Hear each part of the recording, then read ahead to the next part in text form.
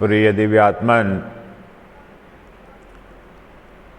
आप सबके हृदय में आत्मरूप से नित्य विद्यमान परब्रह्म परमात्मा को मेरा शत शत नमन है, कोटशः वंदन है। आज यह सत्र इस आत्मबोध शिविर का समापन सत्र है। पिछले 7 दिनों में हमने क्या प्रयास किया है? सुनने का, चिंतन मनन करने का, ग्रहण करने का, और हमारा लक्ष्य क्या है। तो पहले संक्षेप में आपको एक बार फिर वह सब स्मरण दिलाता हूँ जिसके निमित्त आए हैं, और हमारा लक्ष्य क्या है और क्यों यह लक्ष्य है, हमारा साध्य क्या है और ये साधना क्या है और साधना कैसे, और जो हमारा साध्य है, आराध्य है, जो परम तत्व है, जो हमारा अपना आत्म रूप से नित्य उपलब्ध तत्व है, वह क्यों परम तत्व है। तो जैसा कि मैंने बताया कि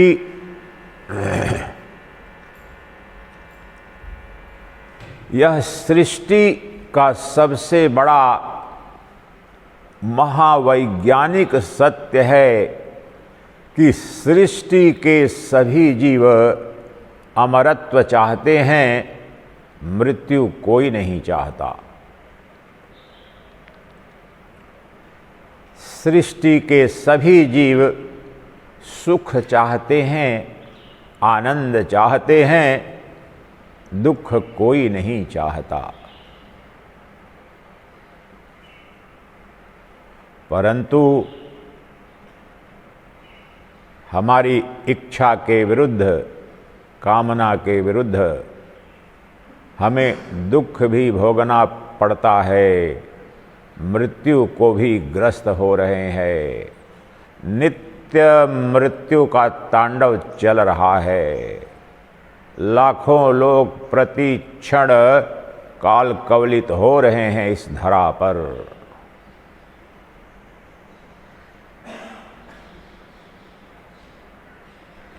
तो यह तो हमने जान लिया। पहली बात क्या जानी? यह वैज्ञानिक सत्य है, मान्यता नहीं है कि हम सबकी जो अंतर्भूत अंतरतम जो कामना है वह अमरत्व की है, वह अक्षय आनंद की है। तो इसके पश्चात यह प्रश्न उठता है कि क्या यह अमरत्व और अक्षय आनंद संभव है? अगर संभव है तो उसका विज्ञान क्या है, उसकी तकनीक क्या है, उसकी विधि क्या है? तो इस धरा पर जो सबसे प्राचीनतम संस्कृति है, सभ्यता है, जो वैदिक सनातन संस्कृति, उसके महावैज्ञानिकों ने हजारों वर्षों पूर्व इसका विज्ञान भी और इसकी तकनीक भी खोज डाली थी। और उन्होंने अपने अन्वेषण से, एक ने नहीं, 2 ने नहीं, 3 ने नहीं, वह जो महाविज्ञान दिया, वह महाविज्ञान और उस विज्ञान के सिद्धांतों पर आज तक जिसने अनुसंधान किया, अनुगमन किया, तो वह कभी भी असफल नहीं हुआ। बौद्ध धर्म के अनुयायी बुद्ध ने क्या कहा, उसके अलावा उनके पास कोई स्रोत नहीं है। बुद्ध ने जो कहा उसी को मानना या अस्वीकार करना।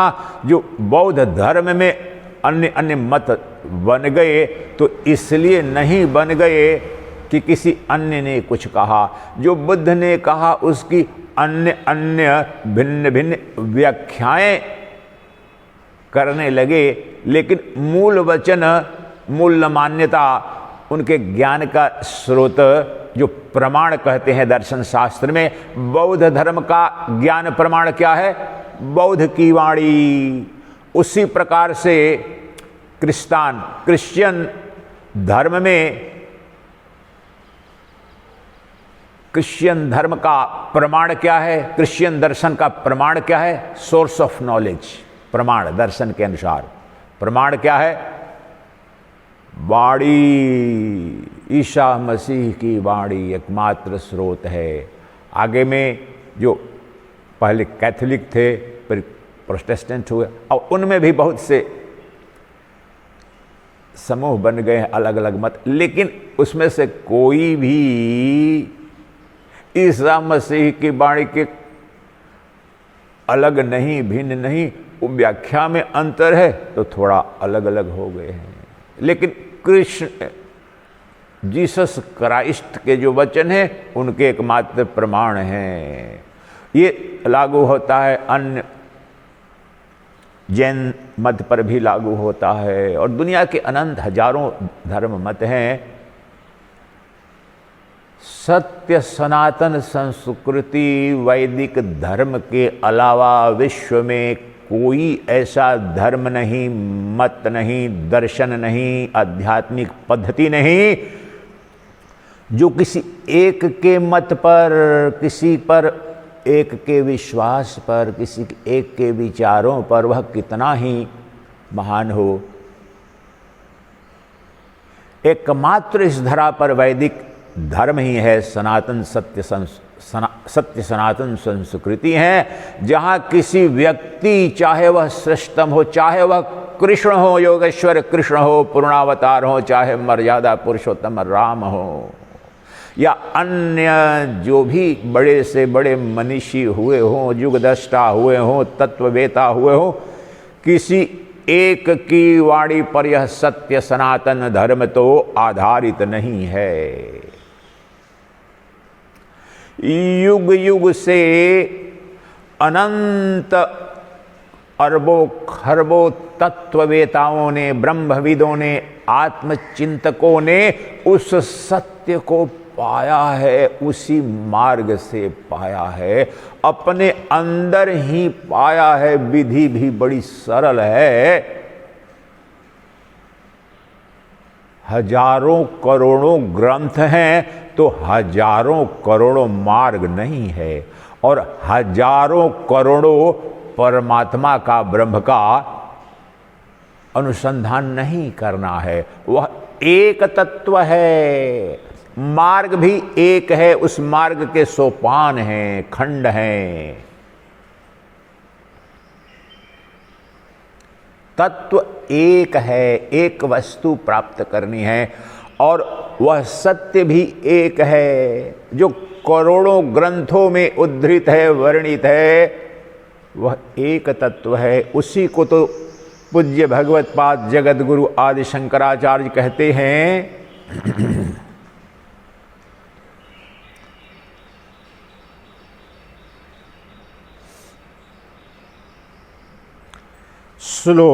श्लोकार्धेन प्रवक्ष्यामि यद्वक्तुं ग्रंथकोटिभिः।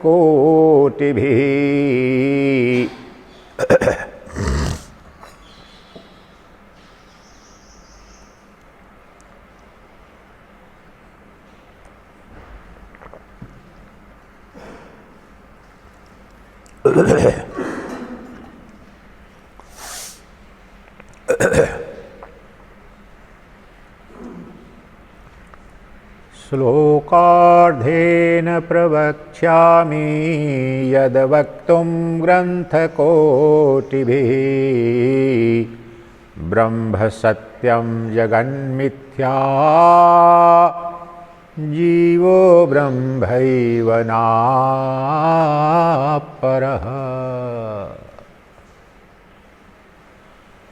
सृष्टि के इतिहास में, साहित्य में भी ऐसा क्रांतिकारी उद्घोष नहीं, कोई पंक्ति नहीं। कहते हैं जगत गुरु कि जिस सत्य का निरूपण इस धरा पर करोड़ों करोड़ों ग्रंथों ने करने का प्रयास किया है, जिस सत्य का, जिस तत्व का निरूपण करने के लिए करोड़ों करोड़ों ग्रंथ लिखे गए हैं, उस सत्य को मैं एक पुस्तक में नहीं, एक वाक्य में नहीं, आधे वाक्य में तुम्हें बता रहा हूं। और वह आधा वाक्य है उस सत्य का वर्णन करने वाला, ब्रह्म सत्यम जगन्मिथ्या जीवो ब्रह्मैव नापरः। ब्रह्म सच्चिदानंद घन ब्रह्म एकमात्र सत्य है, और ये जगत और जीव भी उससे भिन्न नहीं है, वह भी तत्वतः ब्रह्म ही है। ब्रह्म के अधिष्ठान में ही जीव और जगत कल्पित हैं, उसके ही प्रक्षेपण है, उसकी छाया है, उसकी माया है। जो तत्व है, जो पदार्थ है, वह सच्चित आनंद स्वरूप है, शाश्वत सत्य है। स्वरूप क्या है? चैतन्य स्वरूप है, बोध स्वरूप है, ज्ञान स्वरूप है, वहीं आत्म स्वरूप है। उसका धर्म क्या है? परमानंद, आनंद का, प्रेम का अक्षय भंडार है, वह ब्रह्म है। इसी का निरूपण, इसी का ज्ञान करने के निमित्त करोड़ों ग्रंथ, कोटि भी शब्द देखो, करोड़ों ग्रंथों की रचना इस सत्य को बताने के लिए, सुगम करने के लिए। और उसी को पिछले 7 दिनों से हम सब प्रयास कर रहे हैं, सुगम विधि से, सरलतम तरीके से जानने का प्रयास करें। 7 दिन में आप युवा भी हों और किसी भी एक छोटी से छोटी पुस्तक को आप लेकर के वेदांत दर्शन की पढ़ना प्रारंभ करें, तो आज की जो स्पीड है उसमें कोई भी मूल ग्रंथ आप हफ्ते भर में पाठ, जिसे कहते हैं पाठ, तो कर लेंगे, नहीं पाठ करने से कुछ नहीं होता है।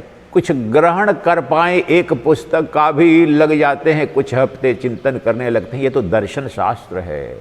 अद्वैत वेदांत विश्व के सभी विद्यालयों में पढ़ाया, महाविद्यालयों में, विश्वविद्यालयों में पढ़ाया जाता है, पढ़ा जाता है विश्व भर में। और श्रेष्ठतम वैज्ञानिक, श्रेष्ठतम दार्शनिक, सबसे तीव्र बुद्धिमान लोग विश्व का ऐसा, विश्व का कोई ऐसा तीव्र मस्तिष्क, तीव्र बुद्धि का व्यक्ति नहीं हुआ, कम से कम आधुनिक काल में, जब से ये पता चला पाश्चात्य देशों को भी इस वेदांत दर्शन का, जिसने न पढ़ा हो भगवद गीता, जिसने न कोशिश की हो उपनिषद को पढ़ने की, वह विद्या आपके समक्ष, आपके अनुरूप सरलतम रूप में 7 दिन से रखने का प्रयास कर रहा हूँ। और वह पिछले 7 दिनों में जो हमने जाना कि वह जो जगत गुरु आदि शंकराचार्य कह रहे हैं कि ब्रह्म सत्यम जगन्मिथ्या, वह ब्रह्म एकमात्र सत्य है। वह कहाँ है, किधर है? वह ब्रह्म तुम्हारी आत्मा के रूप में तुम्हारे हृदय में। पहली क्रांतिकारी बात यह याद रखो, बार बार याद रखो, क्या? ब्रह्म एकमात्र सत्य है। पहला सत्य यह कि हम सबके सब अमरत्व चाहते हैं, सबके सब अक्षय आनंद चाहते हैं। दूसरा सत्य कि इसी को, जो अखंड अनंत आनंद स्वरूप है, जो अखंड अनंत अमरत्व है, इसकी प्राप्ति को ही मोक्ष कहते हैं, निर्वाण कहते हैं, आत्मज्ञान कहते हैं, आत्मनिष्ठा कहते हैं, ब्रह्मनिष्ठा कहते हैं। आत्मबोध शिविर अर्थात उस ब्रह्म का बोध, उस ब्रह्म में प्रतिष्ठा, यही मोक्ष है, यही परम पुरुषार्थ है, जिसे प्राप्त हो जाने के पश्चात पाने को कुछ भी शेष नहीं रहता, जानने को कुछ भी शेष नहीं रहता, क्योंकि सर्वस्व उपलब्ध हो जाता है, सर्वस्व ज्ञात हो जाता है। ठीक, तो है कहाँ वह ब्रह्म? वह अब उससे भी ज़्यादा क्रांतिकारी और हर्षप्रद उद्घोष यह है कि चलो माना कि वह सर्वस्व है, उसे मिल जाने पर दुखों की आत्यंतिक निवृत्ति हो जाएगी, परमानंद की प्राप्ति हो जाएगी, अमरत्व की प्राप्ति हो जाएगी। है कहाँ? किस लोक में है? कौन सी साधना, कौन सी तपस्या? पढ़ा तो है कि अमुक ऋषि ने करोड़ों वर्ष की साधना की, तो हमें भी करनी पड़ेगी। नहीं, वह तो तुम्हारे हृदय में, हृदय अर्थात अंतःकरण अर्थात मन बुद्धि में नित्य व्याप्त है। अच्छा, ये बात पता चल गई तो पुलिस की रखवाली उसे करनी पड़ेगी। बड़ी ये तो कीमती चीज होगी भाई, ये तो बोलते हो कि सर्वस्व धन है, अमरत्व है, तो इसकी तो फिर कोई चार दीवारी लगाने पड़ेगी, सिक्योरिटी फोर्स बुलानी पड़ेगी, या हमें यज्ञ तपस्या करके बचाना पड़ेगा उस आत्मधन को। अरे नहीं, ब्रह्मांड के सारे अणु परमाणु बम और दुनिया की सारी सेनाएं और शत्रु शक्तियां लगकर ले जाने की बात तो छोड़ो, उसे स्पर्श तक नहीं कर सकती हैं। ऐसा धन है कि वो नित्य प्राप्त है। एक एक शब्द का अर्थ समझो, युग युग लगेंगे। पुस्तक भी पढ़ोगे, जिस भाषा में बोल रहा हूं उस भाषा में नहीं मिलेगा भाष्य। गुरु कृपा से मिला है, अनुभूति से मिला है। नित्य प्राप्त अर्थात सृष्टि की कोई सत्ता तुम्हें उसे अप्राप्त नहीं कर सकती है। तुम्हारी पत्नी नित्य प्राप्त है क्या? तुम्हारा पति नित्य प्राप्त है क्या? तुम्हारी संतान नित्य प्राप्त है क्या? तुम्हारा मकान दुकान कुछ भी नित्य प्राप्त है क्या? तुम्हारा अपना शरीर नित्य प्राप्त है क्या? कुछ भी नित्य प्राप्त नहीं है। थोड़ा भी क्षुद्र भी मिला है, उसे संजोने के लिए कितनी कोशिश करनी पड़ती है। जूते भी मंदिर के बाहर या कहीं भी छोड़ आए हैं, बहुतों को चिंता रहे कहीं दूसरा न पहन के चला जाए। स्कूटर गाड़ी की तो बात ही छोड़ो, मकान की आए हैं, दूसरी जगह से आए हैं, भाई अकेले कोई घर में है नहीं, कहीं कुछ घर का तोड़ करके उठा ना ले जाए। बैंक में भी रखा है, सरकारी और संविधान की व्यवस्था है, फिर भी क्या आपको जानकारी है? जो भारत सरकार जिसे पब्लिक सेक्टर पीएसयू कहते हैं, उन बैंकों में पैसे रखे हैं आपने, state bank of India, Punjab national bank और जितने पीएसयू हैं, उनमें भी आपने करोड़ों रुपए रखे हैं। अगर बैंक डूब जाएगा तो आप भारत सरकार पर कुछ नहीं कर पाएंगे। ज़्यादा से ज़्यादा गारंटी जो भारत सरकार की है रिजर्व बैंक की, 5 लाख तक की है गारंटी एक बैंक में। पब्लिक प्राइवेट की तो बात छोड़ो, भारत सरकार सोवरेन गवर्नमेंट, उसकी भी गारंटी आपकी 5 लाख तक की है। आपने 5,000 करोड़ अगर जमा किया है या लाखों करोड़ किया है, जो कुछ भी किया है, उसके डूबने पर भारत सरकार भी करने में अक्षम है। जो रियल एस्टेट बबल 2008 में आया था, ओबामा जब प्रेसिडेंट थे अमेरिका के, सारा टाँट फुस हो गया, कोलैप्स कर गया उनका फेडरल बैंक से लेकर के सारे बैंक भी। दुनिया को भुगतना पड़ा डिप्रेशन, 4 साल 5 साल तक आर्थिक चंगी चलती रही। तो सृष्टि के इतने बड़े शक्तिशाली जिनके सामने तुम कांपते हो, अहोभाव में रहते हो, राष्ट्रपति, प्रधानमंत्री, सरकारें, उनकी सबके भी छोटी से छोटी चीज़ों की भी गारंटी करने में इस धरा के सबसे बलवान लोग भी संभव नहीं है। सुरक्षा की गारंटी नहीं है, लेकिन वह जो आत्मधन है, वह ब्रह्म धन है, वह परम धन है, उसे तुमसे अलग करने की कोई विधि नहीं। कोई ज्वालामुखी का विस्फोट तुमसे अलग नहीं कर सकता। कोई अणुबम, कोई परमाणु बम तुमसे अलग नहीं कर सकता। भ्रम जरूर हो जाता है भय, अच्छा मैं तो शरीर हूं तो मैं रहूंगा ही नहीं, तो ये कहाँ रहेगा? शरीर तो न था, न है, न रहेगा। यही तो अज्ञान है कि मैंने मान लिया कि मैं शरीर और अभी शरीर और मैं शरीर ही हूँ।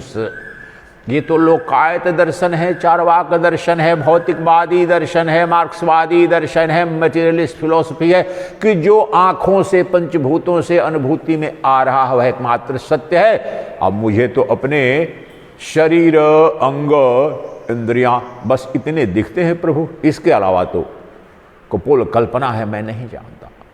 तो ये है लोकायतन चार्वाक का। लेकिन दर्शन का और जो अनुसंधान किया ऋषियों ने, मनीषियों ने पाया, ये तो अभी भी जीवित नहीं है। इसके इस देह के अंदर जो देही है वह तो नित्य प्राप्त है और उसकी मृत्यु नहीं, उसका जन्म नहीं। यही तो प्रारंभ कर रहे हैं योगेश्वर कृष्ण सांख्य योग में, दूसरे अध्याय में, 11वें श्लोक में जो दूसरे अध्याय का है, वहीं से ही अमरत्व का विज्ञान, ये आत्मा अमर है। असोच्यानन्व सोचस्त्वं प्रज्ञावादांश भाषसे गतासु न गतासुंश्च नानुशोचन्ति पंडिता। भगवद गीता यहाँ से प्रारंभ हो रही है। तत्व भगवान का वचन कि हे अर्जुन, जिसकी चिंता नहीं करनी चाहिए, जिसके लिए शोक नहीं करना चाहिए, तू उसके लिए शोक कर रहा है। ये अज्ञानी लोग ऐसा करते हैं। ज्ञानी तो जो चला गया उसके लिए शोक नहीं करते, और जो जाने वाला है उसके लिए भी शोक नहीं करते हैं। क्यों नहीं करते? जो आया है वो जाएगा, और जो आया है और जा रहा है, जो आ रहा है, जो जा रहा है, वह वास्तव में अभी भी है नहीं। और जिसके अधिष्ठान में यह आना जाना घट रहा है वह न आता है न जाता है, वह तुम्हारी आत्मा है। उसके लिए क्या शोक करना? जिसकी मृत्यु ही नहीं उसके लिए शोक क्या करना? और जिसकी मृत्यु सुनिश्चित है उसके लिए शोक क्या करना? जो मृत्यु सुनिश्चित है इसका तात्पर्य जो सदा मृत है, भ्रम हो रहा है। आत्मा पर इस शरीर को आरोपित कर दिया चिज्जड़ ग्रंथि, तो भ्रम हो रहा है। यहाँ पर स्फटिक रख दो, उसके पीछे गुलाब का फूल रख दो, ग्लास रख दो, स्फटिक लाल दिखने लगेगा। यहाँ स्फटिक टेबल पर रखो, इसके पीछे पीला फूल रख दो गेंदे का, स्फटिक पीला लगेगा। वेदांत को समझाने का बहुत गहन ये उदाहरण है, ध्यान से सुनो इस रूपक को। न्याय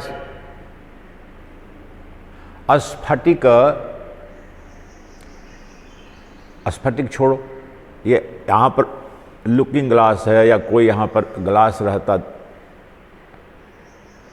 आजकल तो ऑफिस में भी दीवार की जगह ग्लास बैरियर बना देते हैं, केबिन वर्किंग केबिन होता है।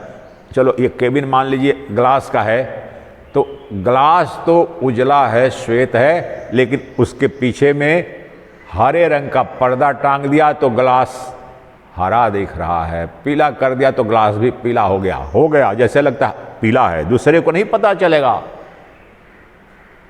यही हुआ है तुम्हारे साथ। वह ग्लास सदा श्वेत है, उसी प्रकार से तुम्हारी आत्मा सदा अजर अमर अविनाशी है, और जिससे कोई शरीर से संबंध नहीं, लेकिन उसके साथ खड़ा है, भ्रम हो गया है।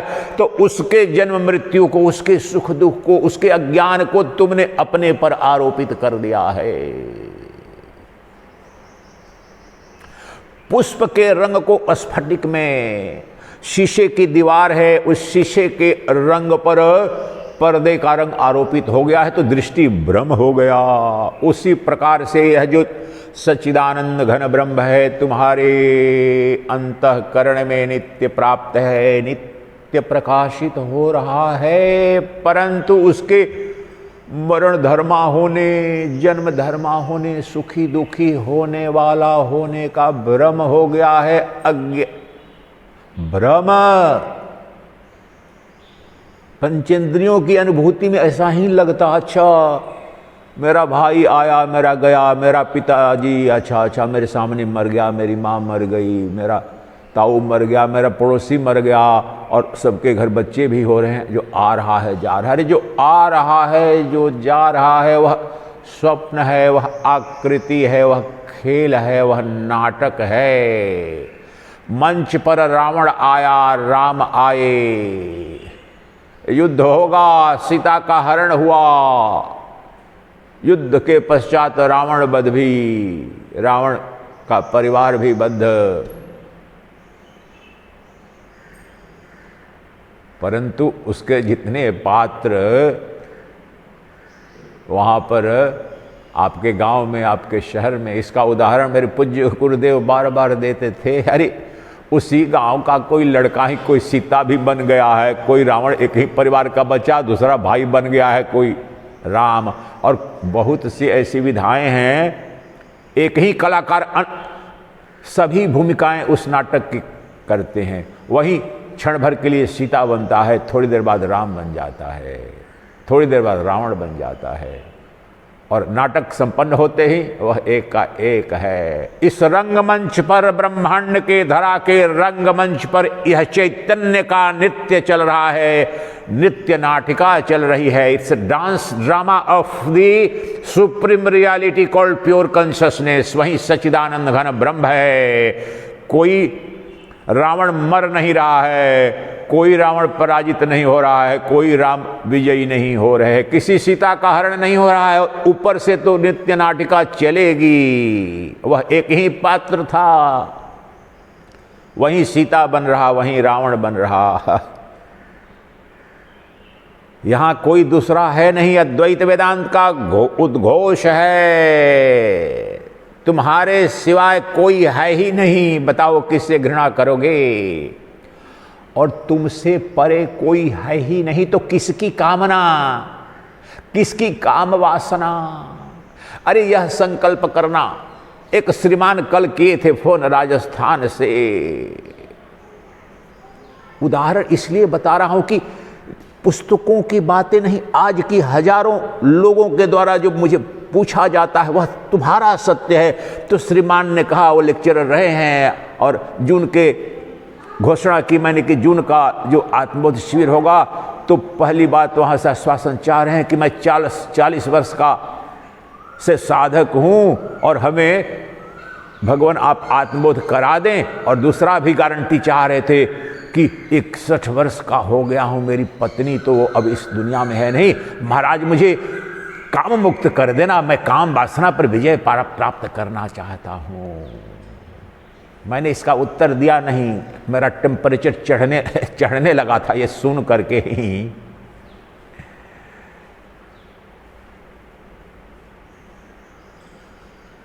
क्षण भर में, और वह कभी भी काम मुक्त हो नहीं पाएगा। ये उसकी कहानी नहीं है, ये सबकी कहानी है, हम सबकी कहानी है। कोई किसी रूप में, किसी को उसकी काम वासना, जब तक काम वासना को परास्त करने के लिए प्रयास होगा कभी नहीं परास्त होगी। लेकिन उसके तत्व को तुम जानोगे। जो कह रहा हूं कि काम वासना किस लिए उठती है? सुख की कामना है, सुख की वासना है। और वह तो मैंने बताया कि ब्रह्मा विष्णु महेश सभी जीवों में अमरत्व की कामना है और सुख की कामना है, तो उसके अनुरूप है। दूसरा सिद्धांत, फिर तो महाराज कह रहे हो कि काम वासना बुरी नहीं है, अच्छी नहीं है। अरे मूर्ख, वेदांत दर्शन का इसमें प्रयोजन नहीं है। अच्छी बुरी है ये मत, वो तो नीति शास्त्र का, धर्म का, वो बहुत बचकानी बातें हैं, पीछे वो आवश्यक हैं। केजी, नर्सरी, पाठशाला, मिडिल स्कूल तक पढ़ो। हम जहां पर खड़े हैं वो तत्व विवेचन करेंगे, नग्न दिखाएंगे कि वह काम वासना है तो क्यों है, और जाएगी तो कैसे समूल जाएगी। तुम्हारे कहने से ना जाएगी, उसका विज्ञान जान समूल उसको जलाकर खाक कर दे। और वह विज्ञान ही यह है कि काम वासना या कोई भी वासना है, वित्त वासना, लोकेशणा, वितेषणा, कामेशणा, ये सब के सब सुख के लिए हैं, काम के लिए हैं। उपनिषदों में अनंत उदाहरण है, इसी की तो व्याख्या है। धन किस लिए? सुख के लिए। वैभव किस लिए? सुख के लिए। अब ऋषियों ने यही तो किया, एक पत्नी पाया, दूसरी पत्नी पाया, दूसरे पति पाया, तीसरा पाया, युग युग तक कितने पति पत्नी आए गए, कितने राज्य साम्राज्य आए, धन वैभव महल आए, मैं सुखी तो हुआ नहीं। तो वह जान कि तुम एक पत्नी आई, एक पति आया, दूसरा आया, तीसरा आया, चौथा आया, पांचवा, इस जन्म में भी 5-5, 7-7, 10-10 वाले तो बहुत सारे लोग मिल जाएंगे। औपचारिक रूप से भी हिंदुओं, प्रोफेसर अमर्त्य सेन भारत के सबसे पहले अर्थशास्त्री, एशिया के ही इकोनॉमिक्स के लिए नोबेल प्राइज मिला, 4 तो शादियां, चौथी उनकी अब 90, कोलंबिया यूनिवर्सिटी में प्रोफेसर हैं, इकोनॉमिक्स के थे, और साथ साथ में न्याय शास्त्र के भी जो भारतीय दर्शन है एक के प्रोफेसर हैं। और हम अन्य लोगों की अपनी जिंदगी में, वो तो देखो समाज की व्यवस्था है, शादी के अनुरूप चार, अधिकांश लोगों के कितने प्रियतम, कितनी प्रियतमा, कितने के साथ काम संबंध होते हैं, उस पर विचार करो। तत्व तो वो तो समाज की व्यवस्था है कि शादी की नहीं की, लेकिन शादी की या नहीं की, और अब तो सुप्रीम कोर्ट ने भी जो कर दिया उस पर कुछ बताने नहीं जा रहा हूं।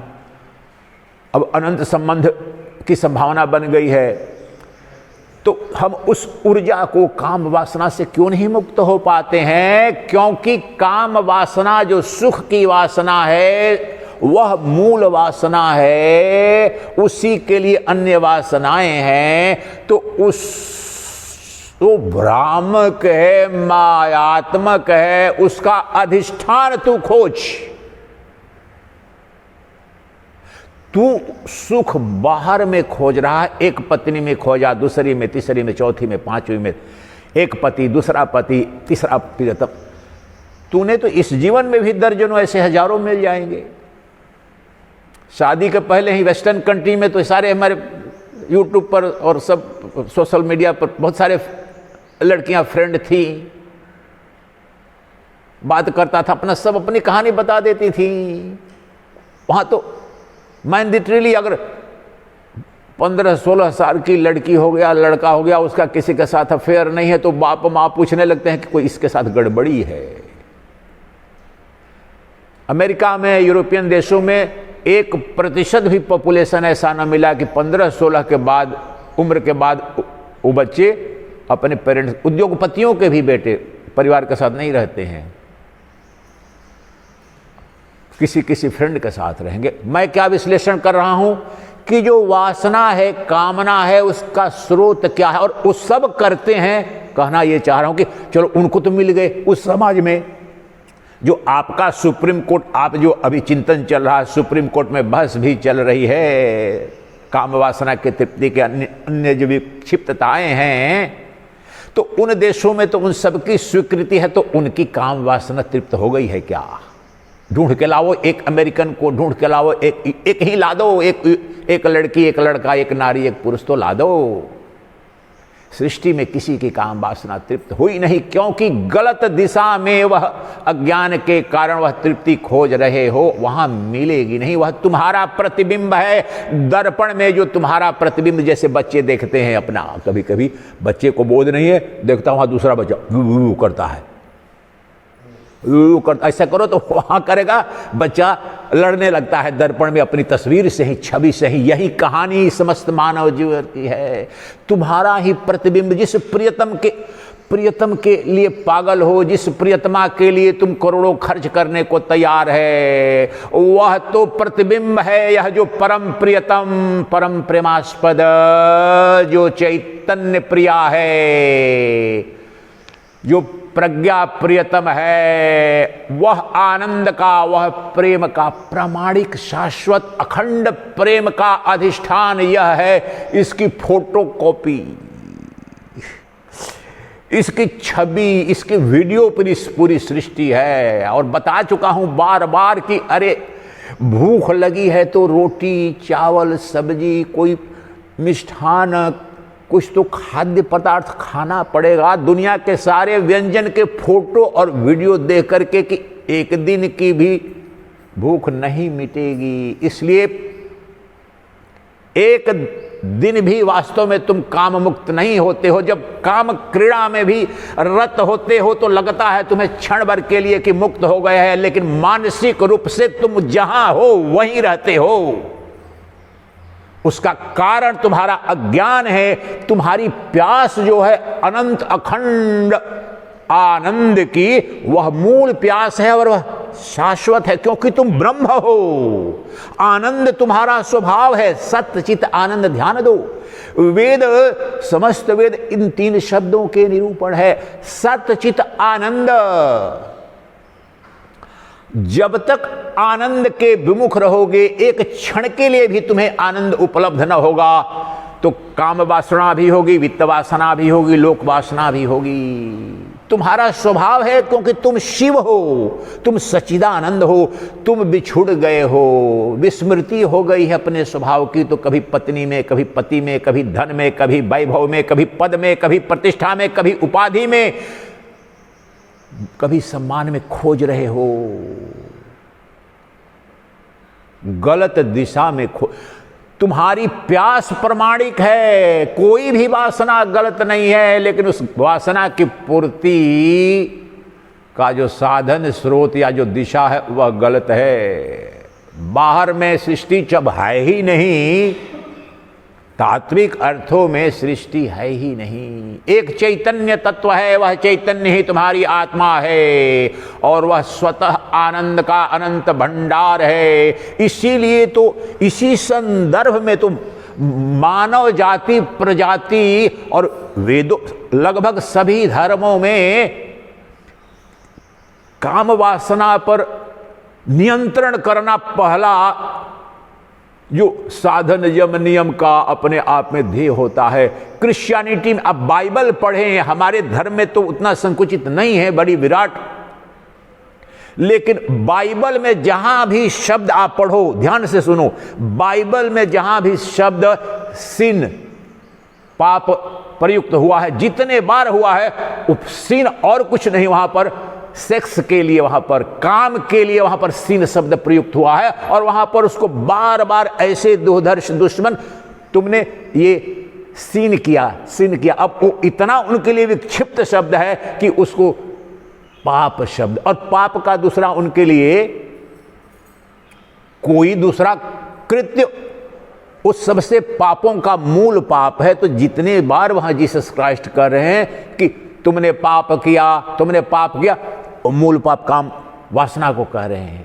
तो तृप्ति क्यों नहीं हो रही है, मुक्त क्यों नहीं हो रहे हो? तुमने देखा पिछला जब पोप थे, चर्च के अंदर जो पादरियों ने क्या क्या तांडव मचाए हैं, और सैकड़ों वर्षों से मचाए हैं, और कहते हैं उनको तो जो पादरी बन जाते हैं, जो नन बन जाते हैं, तो उनको ब्रह्मचर्य की सेलिबेसी को उन्हें भी संकल्प दिलाया जाता है, और वास्तव में वो करते क्या है, वह उनका ही सत्य नहीं है, हमारा भी सत्य है, विश्व का सत्य है, न्यूनाधिक मात्रा में। यहाँ कोई दूसरी व्यवस्था नहीं है। बन गया हूं सन्यासी, मठाधीश बन गया हूं, महायोगेश्वर बन गया हूं, घोष कर लिया ब्रह्मचारी, और क्या करता हूं, आपको ज्यादा जानकारी होगी, बताने की ही जरूरत नहीं है, बच्चे बच्चे को जानकारी है। तो बता रहा हूं, विज्ञान तुम समन करोगे, दमन करोगे, उससे तुम्हारी वासना, कोई भी वासना दमित नहीं होगी। उसका विज्ञान जानो।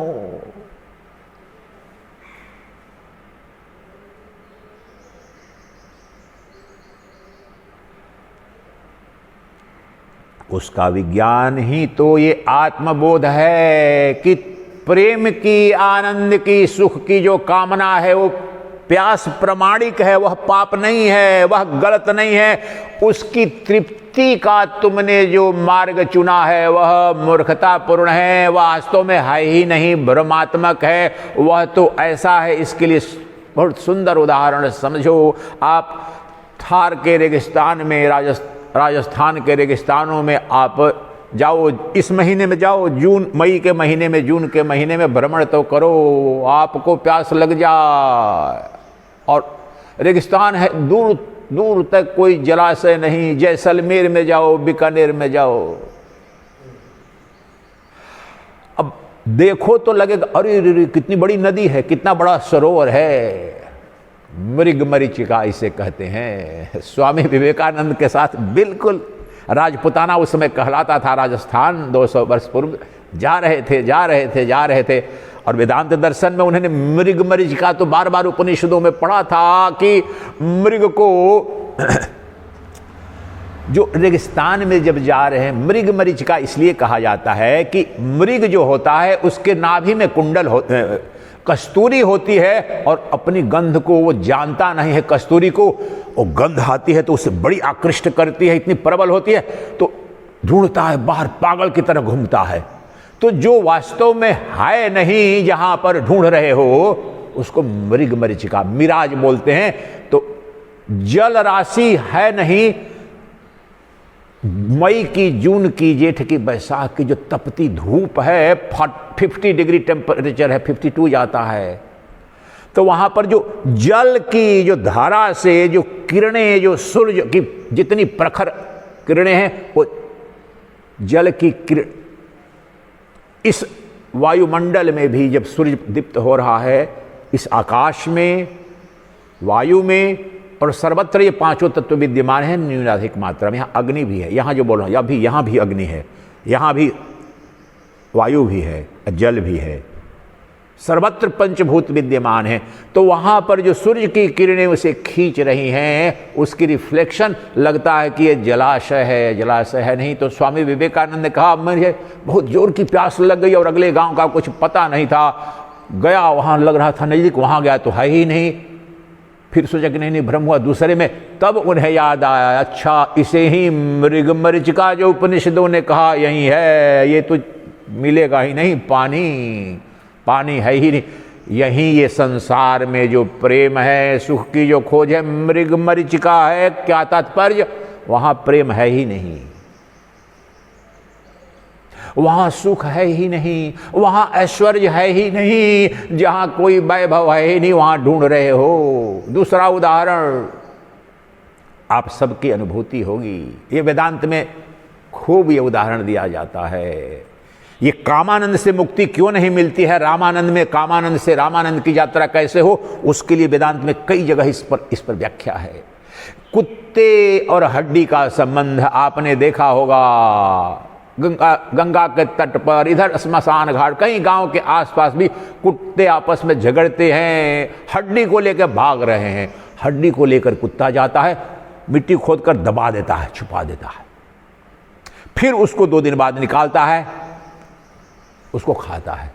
अब हड्डी में तो कुछ नहीं, मांस नहीं, उसमें रुधिर भी नहीं, रक्त भी नहीं, होता क्या है जब,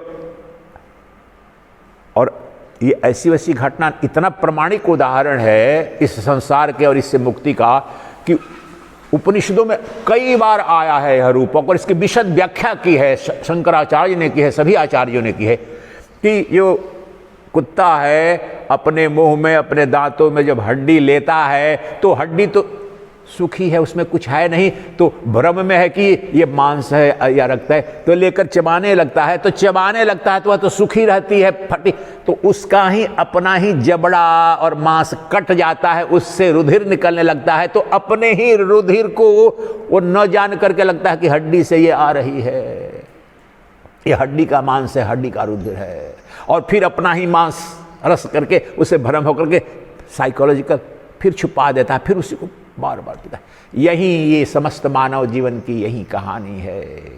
जब भी तुम काम वासना में, समस्त इंद्रिय भोगों में, शरीर की इच्छा बिल्कुल अलग, शरीर की भूख है, प्यास है, वो अलग बात है, लेकिन कामना वासना की बात हो रही। संतानोत्पत्ति के लिए स्त्री पुरुष का मिलन वो अलग घटना है, लेकिन वासना की वहां पर बात हो रही है। वासना मुक्ति, कामना मुक्ति से क्यों नहीं हो पाती है? क्योंकि तुम्हें लगता है जब नर और नारी का साहचर्य होता है, संबंध होता है, तो कि मेरे बाहर मेरी प्रियतम में मेरा आनंद मिल रहा है, प्रियतमा को लग रहा है कि मेरे प्रियतम से मुझे सुख मिल रहा है। वास्तव में बिल्कुल कुत्ते और हड्डी का जो संबंध है, होता क्या है, जो तुम्हारा आत्मानंद है, यहां पर जो बोल रहा हूं परम प्रेयसी, परम प्रियतमा, जो बृहदारण्यक में जो श्रेष्ठतम उपनिषद है, जिस पर सबसे बृहद भाष्य है आदिशंकर के, और वैदिक काल के श्रेष्ठतम वैज्ञानिक और ऋषि याज्ञवल्क्य अपनी पत्नी को वह ज्ञान दे रहे हैं। वहां पर उसको इस आत्मा को, इस आपके सत्य को, प्रेमास्पद शब्द वहां पर परम प्रेमास्पद, न्यूट्रल जेंडर है वो, पति भी पत्नी भी, तो इसलिए बोलता हूं परम प्रियतमा, परम प्रेमास्पद, वही पति भी है वही पत्नी भी है, वह तो तत्व है, इसलिए परम प्रेमास्पद, समस्त प्रेम का, समस्त आनंद का, समस्त सुख का स्रोत यह है। और जब मैं किसी भी पंचेंद्रियों के भोग में इंक्लूडिंग काम क्रीड़ा में जब संलग्न होता हूं तो होता यह है कि मेरा मन जो बाह्यमुखी था, रेस्टलेस था, तो थोड़ी देर के लिए शांत हो जाता है, तो हमारा जो भ्रम अपने में केंद्रित हो जाता है उस सुख, उस पंचभोग में। तो this is just a poor shadow of reflection that is there. बाहर से तुम्हें कुछ भी नहीं उस घटना में मिलता है। तुम्हारी ये जो प्रियतमा तुम्हारे आत्मा के रूप में नित्य व्याप्त है, उपलब्ध है, उस समय तुम्हारी मन की वृत्ति जो काम वासना से ग्रस्त थी वह मुक्त हुई, तो मन शांत हुआ। तो मैं क्या बोल रहा हूं 7 दिन से, मन शांत होते ही वह चैतन्य हो जाता है, वह ब्रह्म हो जाता है, वह सच्चिदानंद घन हो जाता है, आनंद का अक्षय भंडार वहां पर उपलब्ध है। वहीं उसी घटना में भी, जो संसारिक भोगों में भी इंक्लूडिंग काम क्रीड़ा, वही घटना घटती है, थोड़ी देर के लिए मन शांत होता है। तो क्रिया जो शारीरिक होती है उसमें कुछ भी कहीं कोई आनंद नहीं, वह ब्रह्म होता है, मन केंद्रित हुआ और तुम्हारा आत्मानंद नहीं क्षण भर के लिए। ये उपनिषदों का उदाहरण बता रहा हूं, मेरा नहीं, कृष्ण का भी नहीं, आदिशंकर का भी नहीं। हजारों वर्षों से जिन ऋषियों ने दाम्पत्य जीवन जिया, याज्ञवल्क्य की 2 पत्नियां, अन्य ऋषियों के भी सब वो सन्यासी नहीं थे। उपनिषद का एक भी रचयिता सन्यासी नहीं था। गुरुकुल मनीषी थे, महावैज्ञानिक थे, सब अनुभव किया था। और वो कह रहे हैं कि जो तुम्हारा आत्मा आनंद है उसी की तरह खूब सुंदर पकवान खाओ, सुंदर अर्थात जो प्रिय पकवान खाओ, स्वादिष्ट मिष्ठान खाओ, तो जो जिह्वा को आनंद मिलता है वास्तव में उस मिष्ठान में नहीं है, उस पकवान में नहीं है। वही होता है कि तुम्हारी प्यास थी, आज रसगुल्ला मिल जाता, आज मालपुआ मिल जाता, आज कलाकंद मिल जाता, आज समोसा। वो जो तुम्हारा मन उसके लिए ललायित था, वो बाह्य गति हो रही थी, तुम्हारी चित्त की वृत्ति ने अशांत कर दिया था। वह जब खाते हो तो मन शांत हो गया, और मन शांत हो गया तो आनंद, आज कैसा अच्छा लगा।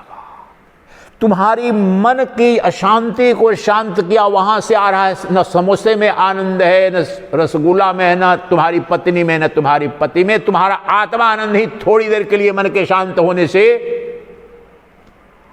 अनुभूति में आ जाता है। जो अनुभूति आपको समाधि में करा रहा हूं, जो अनुभूति आपको ध्यान में करा रहा हूं, निधिध्यासन में जो पूछा मैंने, आपने बोला हाँ अच्छी अनुभूति हुई, ध्यान के पश्चात बड़ी शांति हुई, प्रसन्नता हुई, आनंद आया। वह कोई और आनंद नहीं, वह अपनी प्रियतमा जो नित्य प्राप्त है आत्मा आनंद है।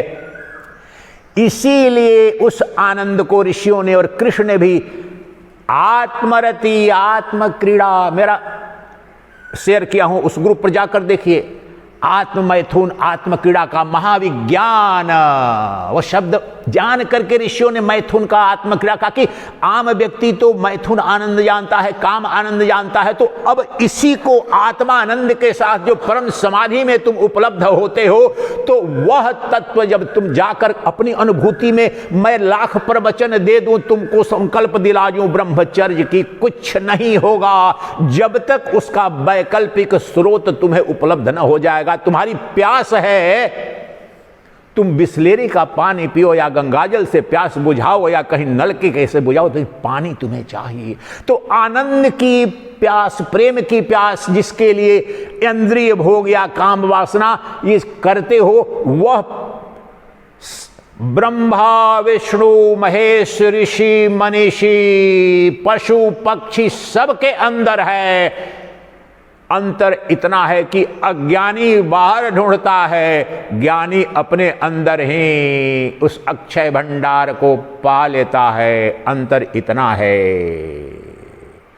जब तक तुम्हें आनंद का रसपान न होगा, प्रमाणिक ब्रह्मचर्य पालन करूंगा, ब्रह्मचर्य पालन करूंगा, जो महाराज हमसे पूछते हैं, जो साधक आ रहे हैं, काम से मुक्त होना चाहता हूं, सृष्टि का कोई सृष्टा ब्रह्मा विष्णु महेश भी तुम्हें काम मुक्त नहीं बना पाएंगे जब तक जो तुम्हारा अपना जो ब्रह्मानंद है, आत्मानंद है, जो उसके साथ रति क्रीड़ा, आत्म मैथुन का महाविज्ञान न जाना। यही तो मोक्ष की विद्या है, यही तो ब्रह्मानंद की विद्या है, यही आत्मबोध का महाविज्ञान है। और एक बार उसका रसपान किया, अरे आपने महाभोग आपके समक्ष 56 भोग रख दिए गए, कोई रूखी सूखी रोटी को देख करके लाट टपकी है किसी को? आपके समक्ष आपके सबसे प्रिय व्यंजन रखे गए हो अनंत मात्रा में, बूफे चल रहा है 5 सितारा होटल में, और बगल में सूखी रोटी जिसको कभी का लाट टपकता है क्या? वासना जगती है क्या? कभी नहीं। तुम्हें बिल्कुल अमृतमय निर्मल जल रखा हुआ है तुम्हारे समक्ष, अनंत मात्रा में पड़ा हुआ है। तो नाले के जल के लिए कितनी इच्छा होगी, जाओगे पियोगे? कभी ना पियोगे। नाले के जल को भी लेकिन पीना पड़ेगा, अगर दूसरा विकल्प ना होगा। पशु पक्षी देख लो, या इस आश्रम के पीछे जाओ और सर्वत्र जाओ, गंदे से गंदे, उसको तो जीना है, पशु को पक्षी को सबको जीना है। हमें भी प्यास लग जाती है, लग जाएगी। अच्छा जल मिल रहा है तो अच्छा, लेकिन बहुत लग जाएगी तो गंदा पानी पीना पड़ेगा। यही है, इस सांसारिक भोग हैं, वह गंदा पानी है, तुम्हारे लिए हानिकार है, तुम्हारी हत्या कर रहा है। कृष्ण कह रहे हैं, उपनिषद कह रहे हैं, तुम आत्महंता हो जाते हो जब विषय भोग में लगते हो। विषयों का जब भोग करते हो तो उस आत्मा की हत्या हो जाती है। जो आत्मानंद है, जो तुम्हारी प्रियतमा है, जो अक्षय भंडार है तुम्हारे आनंद का, उसकी तूने हत्या कर दी। तो तुम्हारी कामनाओं की आत्यंतिक निवृत्ति, परमानंद की प्राप्ति शब्द नहीं है। बड़ी जिम्मेदारी पूर्वक जो शब्द प्रयोग कर रहा हूं कि महाविज्ञान है। एकमात्र जो विद्या जहां तुम्हारी समस्त कामनाएं तृप्त हो जाएंगी, आकंठ तृप्ति को उपलब्ध हो जाओगे। और सृष्टि में कोई विद्या नहीं, उपनिषदों का उद्घोष है। नान्यः पंथा अयनाय, नान्यः पंथा अयनाय, there is no other way, there is no alternative way, there is no other path. Shvetashvatara Upanishad का उद्घोष है। कितना विराट! एकमात्र उपाय तुम्हारी समस्त दुखों की आत्यंतिक निवृत्ति और परमानंद की प्राप्ति कैसे? मेरी समस्त कामनाएं, मेरी समस्त वासनाएं, जितनी वासनाएं हैं वो तृप्त हो जाएं, आकंठ उनका भोग मिल जाए, तब तृप्ति होगी। उसकी विद्या एकमात्र यही विद्या है, आत्मबोध, आत्म साक्षात्कार, आत्म क्रीड़ा का महाविज्ञान, आत्म मैथुन का महाविज्ञान। जो मेरी नित्य उपलब्ध आत्मा है उसमें रमण, यही तो निर्विकल्प समाधि है। इसी के लिए तो ध्यान करते हो, इसी के लिए तो प्राणायाम कर रहे हो कि जो नित्य चंचल जो मन है उसको अपने केंद्र पर ला करके। और जब मैं बोलता था कल कि देखो मनोदेव अब प्रज्ञान नगरी में प्रविष्ट हुए और अपने चैतन्य महल में चले गए और वहां पर बोध की शैया पर, पलंग पर सो गए हैं। यही उसे ही आत्मक्रीड़ा, आत्मानंद, आत्मैथुन और निर्विकल्प समाधि या परमानंद, वहां परम तृप्ति है।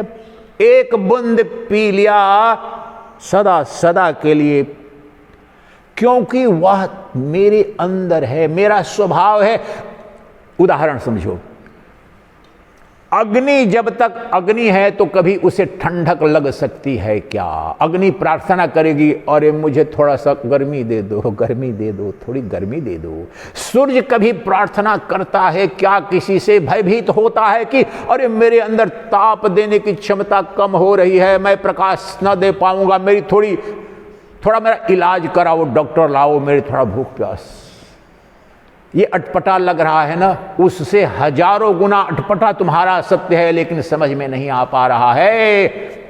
जिस प्रकार से ताप और दाहकता प्रकाश सूर्य का स्वभाव है, अपना स्वरूप है, जलाना, भोजन पकाना, ताप देना अग्नि का जिस प्रकार से स्वभाव है, उसी प्रकार से अक्षय आनंद अनंत प्रेम तुम्हारी आत्मा का स्वरूप है, स्वधर्म है। तृप्ति तो समझाने के लिए कहा जा रहा है, वह तो नित्य तृप्त है। अग्नि को जिस प्रकार से ठंडक नहीं लग सकती है, उसे कामना कैसे जगेगी अग्नि में कि मुझे थोड़ा गर्म कर दो। सूर्य में कभी कामना हो नहीं सकती है, अरे अंधेरा मिटाओ और प्रकाश थोड़ा बढ़ाओ। अरे वह तो उसका स्वभाव है, धर्म है। सूर्य को कोई तपस्या नहीं करनी, कोई कर्म नहीं, कोई प्रयत्न नहीं करना है कि मैं प्रकाशित हो जाऊं, डर नहीं है उसको। इसलिए तुम चूंकि इस संसार में तुमने जितने भोग क्षण भर के लिए मिला, उसकी कीमत चुकानी पड़नी है। एक आइसक्रीम खाया तो, कुल्फी खाया तो, एक और रसगुल्ला खाया तो, पत्नी के साथ किसी एक से मोहित हुए तो शादी करो, लाखों करोड़ की प्रॉपर्टी, दूसरी हुई उसको भी देना पड़ेगा, तीसरा हुआ उसको भी देना पड़ेगा, एक गाड़ी, दूसरी गाड़ी, तीसरी कार भी, सबकी कीमत चुकानी पड़ती है। लेकिन इसलिए तुम्हें विश्वास ही नहीं हो रहा है कि ऐसा तुम्हारा अंदर जो वह अनंत महासागर है, ऐसा प्रेम का खजाना है, जिसका स्वभाव है, स्वधर्म है, अक्षय आनंद, प्रेम का अनंत महासागर, और वह सौंदर्य मूर्ति है। Try to understand embodiment of beauty. तुम्हें रोज देखते हो नाटक, ब्यूटी पेजेंट और ब्यूटी पार्लर और ब्यूटी क्रीम। ऐसे 20 साल पहले अमेरिका में केवल अमेरिका में $7 बिलियन का ब्यूटी लोशंस का इंडस्ट्री था। अभी तो दुनिया भर में मिलकर तो ट्रिलियन में गया है सब। ये जो सौंदर्य तुमने दिखावे के लिए किया कर रहे हो, और कर तो उसमें मेरा प्रयोजन नहीं, इसका तत्व समझो। जगत गुरु आदिशंकर कहते हैं, आत्मानम अति सुंदरम, आत्मानम अति सुंदरम, अति the beauty of myself, the self, the Atman is unsurpassing। उसी सौंदर्य की ये छाया है सृष्टि में, जितने तुम्हारी प्रियतमा का, तुम्हारे प्रियतम का, तुम्हारी संतान का, पुष्प का, तुम्हारे प्रिय परिधानों के सौंदर्य दिखने का, ये जो ब्यूटी पार्लर का जो इंडस्ट्री है और ब्यूटी लोशन का, ये सब के सब उसकी कणिक, उसकी राख मात्र है। उस आत्मानंद की एक तूने कणिका को एक बार रस चख लिया। तो ये इसी के विश्लेषण में आदिशंकर कहते हैं, आत्मानम अति सुंदरम। तुमने आत्मा के सौंदर्य को देखा ही नहीं है, एक बार उसका दर्शन कर लोगे, ब्रह्मांड की सारी सुंदरियां और सुंदर पुरुष और सृष्टि के जितने भी अन्य सौंदर्य के बोध और आकर्षक तत्व हैं, सब राख हो जाएंगे। यही तो निर्विकल्प समाधि, ये अनुभूत सत्य है, सन्यास के बाद का नहीं। आज ये परमहंस सन्यासी के रूप में सच्चिदानंद इस पर आपको जो उद्बोधन दे रहा है, इसका करीब 40 साल पुराना ये अनुभूत सत्य है, और उसके बाद तो अखंड सत्य है। एक बार जब कहने से किसी के नहीं, संसार के भोग में आकर्षण रहेगा, ब्रह्मचर्य करो, ये करो, वो करो। बहुत सारे पति दंपति भी मुझसे कंसल्टेशन पूछते हैं, महाराज ये चाहते हैं, कुछ होने वाला नहीं, कोई तुम्हारी वासनाओं को रोक ना पाएगा। उस वासना का जो मूल कारण है उसे ढूंढो और तुम्हारी सुख की जो प्यास है, प्रेम की प्यास है, उसको अकंठ तृप्ति के लिए आत्मबोध के सिवाय कोई उपाय नहीं है। नान्य पंथा अयनाय, वह परम तृप्ति तो उस अजर अमर अविनाशी जो आनंद का अक्षय भंडार है, तुम्हारा अपना स्वरूप है, उसे जानो और उस जान करके तुम वहीं हो जाओगे। एक ये तत्व जो आपको बड़ी गहराई में समझना पड़ेगा ना, तो इस जगत की कोई अनुभूति नहीं है जिसमें ये घटना घटती है। बिजली है कि नहीं है? है। ओम ओम नहीं, ठीक है। जो कह रहा हूं, चलो उपनिषदों का उद्घोष है, ब्रह्मविद ब्रह्मभि भवति। जो ब्रह्म को जान लेता है वह स्वतः ब्रह्म ही हो जाता है। आत्मविद आत्मई भवति, आत्मा को जानने वाला आत्मा ही हो जाता है। समय कितना हो रहा है? 10-20 हो रहा है। आत्मा को जानने वाला आत्मा ही हो जाता है। और मैं क्या बता रहा हूं कि आत्मबोध शिविर में आए हो, प्रयोजन आत्मबोध करना, आत्म साक्षात्कार करना। तो आत्मा को जानना, तो प्रभु ये तो समझ में आ रहा है। आपके मन में शंका, अगर इंटरटेनमेंट के लिए नहीं आए हो, अगर आत्मबोध के लिए आए हो, तो एक क्यूरियोसिटी जगेगी। अच्छा ठीक है, मैंने आत्मा को जान लिया, तो जानने से क्या हो जाता? मैं मोदी जी को जान लिया, मैं तो जानता हूं, तो मोदी जी तो नहीं हो जाता हूं। मैंने मकान को जान लिया, तो मकान तो नहीं हो गया। मैं मुंबई में घूमने गया था, मैंने एंटिला जो अंबानी का बिल्डिंग है उसको जान लिया, देख लिया, तो मेरा तो नहीं हो गया। न मैं वो हो गया, न मेरा हो गया। तो ब्रह्म को जान लेने से ब्रह्म कैसे हो जाते हो? ये सबसे बड़ा रहस्य है और बड़ा सरल है। ये आज आपके समक्ष खोलता हूं जब बोल रहा हूं कि अपनी परम प्रियतमा को जान लो। तो चलो, सड़क छाप रोमियो तो बहुत सारी प्रियतमाओं को गली कूचे की पड़ोसन को खिड़की से जानते हैं, देखते हैं, उसके लिए तरसते हैं, तो उनकी तो नहीं हो जाती। तो अगर मैंने देख भी लिया ये परम प्रियतमा जो आत्मस्वरूपा सुंदरी है, तो उसका भोग कैसे मिलेगा? प्रभु आप तो बड़ी अटपटी बात कर रहे हो, वो तो मेरी हो नहीं जाएगी। क्योंकि अज्ञान की अवस्था में हम द्वैत की अवस्था में हैं। हमारे आज तक के जितनी अनुभूतियां हैं सब द्वैत की, मुझसे परे, मुझसे भिन्न, मुझसे बाहर ही मेरा सब सुख रहा है। तो इसका विज्ञान समझो। इस विज्ञान पर ही महीने 2 महीने लगेंगे लोगों को समझने में, समझाने में, समझाया जाता है। आज इस तत्व को आपको स्पष्ट करता हूं कि क्यों ब्रह्मविद ब्रह्मभि भवति। जो ब्रह्म को जानता है वो ब्रह्म ही हो जाता है। जो आत्मा को जानता है वो आत्मा ही हो जाता है। विभिन्न विभिन्न श्लोक, विभिन्न विभिन्न शब्द कह रहा हूं, तत्व एक ही है। जो आत्मा है वही ब्रह्म है, वही परमात्मा, वही सच्चिदानंद है, वही चैतन्य आनंद है। तो भिन्न भिन्न प्रकार से समझाने के लिए, सरल करने के लिए, स्पष्ट करने के लिए कह रहा हूं। और उपनिषदों ने कहा है, तो यह इसलिए है, आत्मा को जानने वाला आत्मा ही हो जाता है। ब्रह्म को जानने वाला ब्रह्म इसलिए हो जाता है कि वह सदा ब्रह्म ही था। ब्रह्म न होने का भ्रम हो गया था, अज्ञान मात्र कारण था उसे ब्रह्म से विपरीत कुछ होने का। विराट इस पर घंटों चिंतन। एक विस्फोट होगा तो उससे कितनी बड़ी घटना घटेगी। गाड़ी की कामना थी, मकान की कामना थी, उस मुझसे बाहर था, उसके लिए श्रम किया, प्रयास किया, प्रयत्न किया, खरीदा, मेरी हो गई। उसे जाना, श्रम किया, खरीदा, मेरी हुई। लेकिन जो आत्मा है, जो ब्रह्म है, वह तो वास्तव में तुम्हारी अभिन्न अंतरात्मा है, अभिन्न अंग है, अंतरतम प्रियतमा है। शब्दों पर ध्यान दो, एक एक शब्द की व्याख्या घंटों लगेगी करने में। अंतरतम, उससे अंदर कुछ भी नहीं, उससे मूल कुछ भी नहीं, जो नित्य है, किसी भी स्थिति मुझसे भिन्न नहीं है। वह जो आत्मा है मेरी, वह नित्य प्राप्त है। परंतु मुझे तो ज्ञान नहीं था। मैं तो मान रहा था ये मेरा शरीर ही मेरी आत्मा है, मेरा हाथ आत्मा है। ये जो शरीर जो मरण धर्मा है, पंचभूत से बना है, मैं तो अपने को ये देह मान रहा था, तो इसलिए मैं कभी भी तो अपने को देह से भिन्न कभी कल्पना भी नहीं की मैंने। तो ये बुद्धि मेरी युग युग से देह भाव की, इसे देहाध्यास कहते हैं कि मैं देह हूं, ये मूल अविद्या है। इसलिए देह जब तक है तो इसका सब सुख, सब प्रेम, सब आनंद, सब सौंदर्य मेरे देह के बाहर है।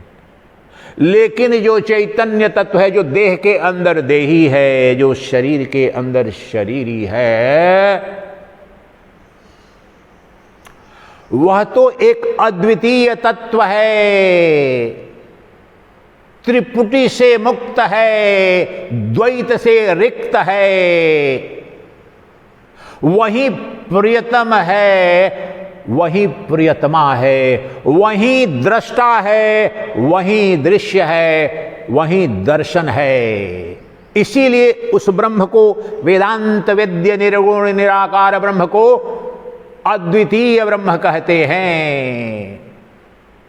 अगर दृश्य की सत्ता प्रमाणिक है तो प्रेम की, सुख की कामना तो होगी किसी बाह्य वस्तु में, लेकिन जब निर्विकल्प समाधि में जाते हो तो तब पता चलता है कि जिस प्रियतमा के लिए भाग रहा था, जिस प्रियतम के लिए भाग रहा था, जिस संसार के ऐश्वर्य के लिए, कहीं के राजा बनने के लिए कितनी युद्धें मैंने की, तो पता चलता है कि ये सब के सब कल्पित थे मेरी चैतन्य सत्ता में। जगत गुरु आदि शंकर कहते हैं, चैतन्यस्येक रूपत्वात्, ये जो चेतना है, चैतन्यस्येक रूपत्वात् भेदो युक्तो न करहि चेत्। जो चित्ती शक्ति है, जो चेतना है, जो मेरी आत्मा है, जो परमात्मा है, ये एक है, अद्वितीय है, इसमें त्रिपुटी या द्वैत है ही नहीं, और यही ब्रह्म है। और यह इसमें, इससे भिन्न जो कुछ भी दिख रहा है वो कल्पित है। सोना एक वस्तु है, सोने के हजारों हार बना दो, हजारों कंगन बना दो, लाखों करोड़ों अरबों अंगूठी बना दो, ये सब अलग अलग दिखते जरूर हैं, लेकिन तत्वतः सोना एक वस्तु है।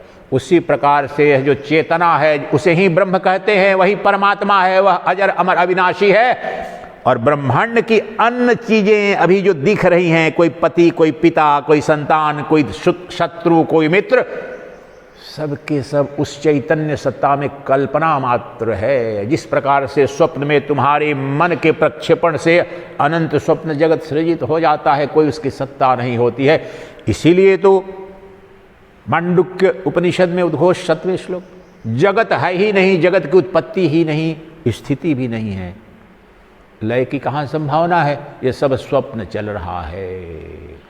स्वप्न में, अज्ञान में त्रिपुटी है, दृष्टा दृश्य का भेद है। जब समाधि में जाओ, उद्घोष अनंत शास्त्रों का, मन शांत मन में सृष्टि के किसी प्राणी ने जगत को देखा नहीं है, द्वैत को देखा नहीं है। आप जाकर अभी सिद्ध करो, आप इसके विरुद्ध सिद्ध करो मुझे और उपनिषद के ऋषियों को। समस्त द्वैत मन का प्रक्षेपण है। और मैं जब ध्यान कल कराया था, मैंने बोला कि आ जाओ प्रज्ञान नगरी में प्रवेश करो, और हे मनोदेव अब अपने चैतन्य महल में प्रवेश करो, और फिर अपनी जो बोध की सैया है, सिंहासन है या पलंग है, उस पर विराम करो। वहां मनोदेव, और बोला कि मनोदेव को पता चला मैं तो मूल रूप में ये प्रज्ञान तत्व ही हूं, चैतन्य तत्व ही हूं, मैं बोध सत्ता हूं, और बोध में कोई त्रिपुटी नहीं, कोई द्वैत नहीं, मैं ही मैं ही मैं ही मैं। वही निर्विकल्प समाधि, वहां पर जगत की अनुभूति हो है ही नहीं, करके दिखाओ। समाधि में किसी ने जगत की अनुभूति की है? समाधि अर्थात 25 बार कम से कम बोल चुका हूं ये वाक्य, कभी प्रवचन में ऐसे नहीं बोलेंगे समाधि की विधि सिखाएंगे, 2 लाख रुपया लेंगे, 5 लाख लेंगे, पैदल, लेकिन इतना साक्षात शब्द बोल रहा हूं, मन का मौनत्व ही समाधि है, मन का मौनत्व ही शिवत्व है, मन का मौनत्व ही अद्वितीय तत्व की अनुभूति है, अद्वितीय चैतन्य ब्रह्म है। मन को बस प्रामाणिक मौन में प्रतिष्ठित करना है। समस्त वेद शास्त्रों का, साधनाओं का, तपस्याओं का लक्ष्य मनोदेव को बाह्यमुखी से अंतर्मुखी करके, अंतर्मुखी मन कभी अशांत हो नहीं सकता, बाह्यमुखी मन कभी शांत हो नहीं सकता। याद करो 50 बार। सारा योगा इंडस्ट्री, ध्यान इंडस्ट्री $1 ट्रिलियन है, दुनिया भर में फैली हुई है, लेकिन आसन सिखाएंगे, ऐसे सुंदर हाथ दिखेगा, वो करो, उसकी उपयोगिता है, लेकिन ये विज्ञान तो पता न चलेगा आपको। वहां पर जहां पर मनोदेव जाकर शांत हुए, वो एकमात्र स्थान है, वह चैतन्य, वह जो प्रज्ञान नगरी है, वो तुम्हारा हृदय है, जो स्रोत है मन बुद्धि का, जो चैतन्य प्रकाशक है, जो मेरी आत्मा है। विपरीत दिशा में यात्रा करनी पड़ेगी। जब तक मन बाह्यमुखी है तब तक मन अशांत रहेगा। जब अपने स्रोत में गया, वहां पर अशांत रहने की कहीं कोई संभावना, क्योंकि मन वही जो मन है वो चित्ती शक्ति हो जाती है ही, थी ही, सदा थी। अरे जिस प्रकार से एक पुरुष, एक ही पुरुष किसी का पति है, किसी का भाई है, किसी का पुत्र है, किसी का पोता है, किसी का ताऊ है, किसी का चाचा है, ये सारे सापेक्ष संबंध हैं। इसलिए मन जो है सापेक्ष सत्ता है। मन का सापेक्षत्व समाधि में जाकर विलीन हो जाता है। निरपेक्ष मन ही ब्रह्म है। मेरे दर्जनों वीडियो हैं जिसमें कहता हूं कि मौन मन ही ब्रह्म है, या अंतर्मुखी मन ही ब्रह्म है। तात्पर्य यही है, उसमें गहन दर्शन विज्ञान जा रहा है कि जितनी अशांति, जितने दुख, जितने द्वैत हैं, सब मन की उपस्थिति में ही।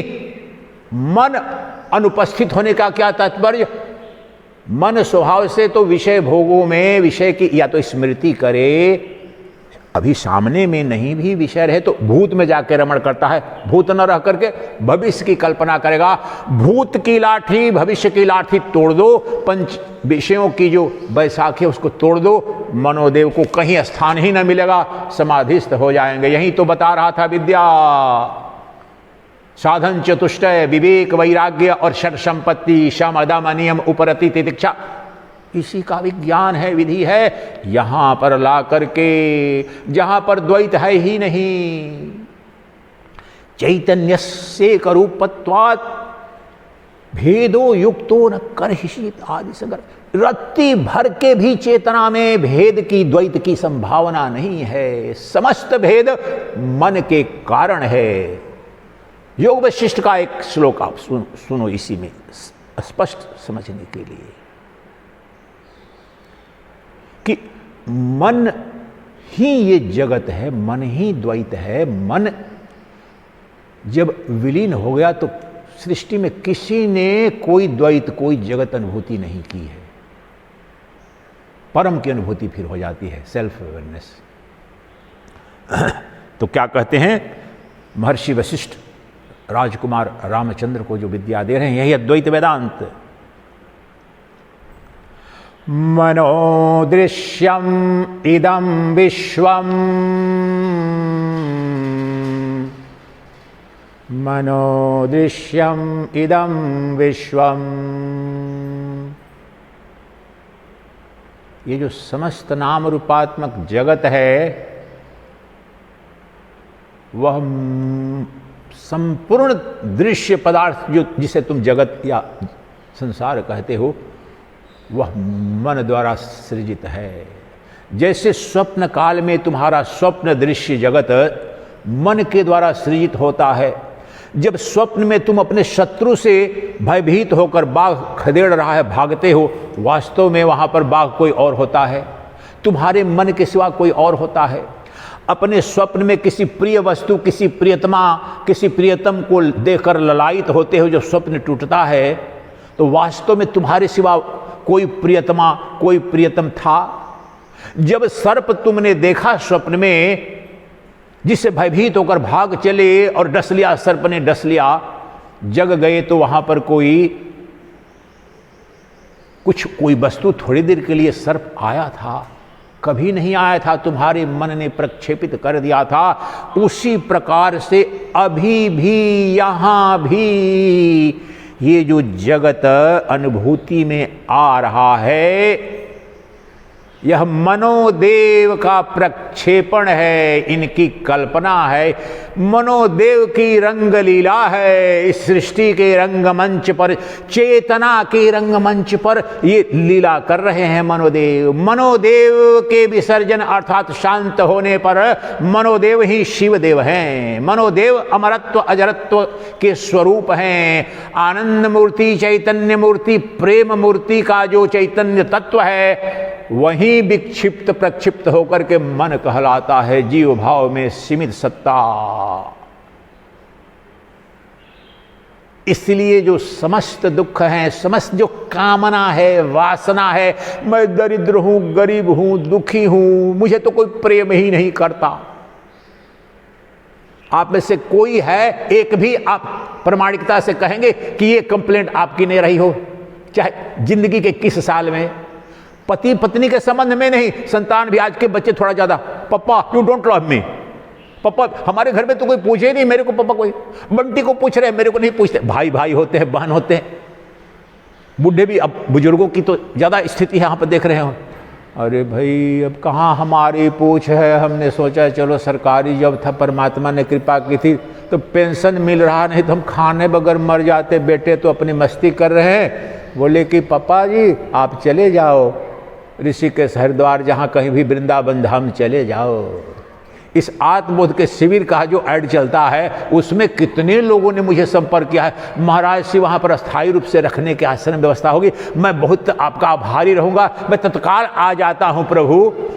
स्त्रियों ने, पुरुषों ने, कई लोगों ने ऐसे आर्त भाव से क्या क्या मुझे झेलना पड़ा है, लेकिन अनुभव मुझे हुआ है वो दूसरी पुस्तकों को पढ़ के नहीं। कितनी प्रताड़ित है मानवता, लोग कितने दुखी हैं, उन पर कभी गुस्सा मुझे आता है, कितना मुझे समय, लेकिन अंत में स्वतः रोने लगता हूं कि पीड़ित आदमी है बेचारा, करे क्या, रहने की जगह नहीं, अपनी संतानों ने, अब गरीब कोई नहीं है उसमें से, सबकी मकानें हैं, सबकी दुकानें हैं, सबने कमाए हैं जीवन भर। अब बोल रहे हैं महाराज जी कुछ व्यवस्था कर दो अपने आश्रम में, सेवा, बार बार बोलते हैं महाराज जी सेवा करूंगा आपका, मैं ब्रह्मचर्य का जीवन जीऊंगा, जहां लगाओगे वहां रह जाऊंगा, महाराज प्लीज बुला लो हमें, अपना शिष्य बना लो, किसी आश्रम में रखवा दो। मैं तो उसकी पीड़ा समझ रहा हूं, जो नरक भोग रहा है। लेकिन यहां पर भी आप ठगते हो। जीवन भर की जो खेती की, अब उस खेती से जो फसल मिली, तो फसल जो है पच नहीं रही है, उससे जो रोटी बन रही है पच नहीं रही है, तो अब उल्टी खेती जिसने की उसके पास जाते हो। जीवन भर तो जो धन कमाया, जो श्रम लगाया, वो उस पत्नी के लिए, उस परिवार के लिए, उस बेटे के लिए लगाया, और अब जब कुछ करने के लायक न बचे हो तो स्वामी जी हमको रख लो।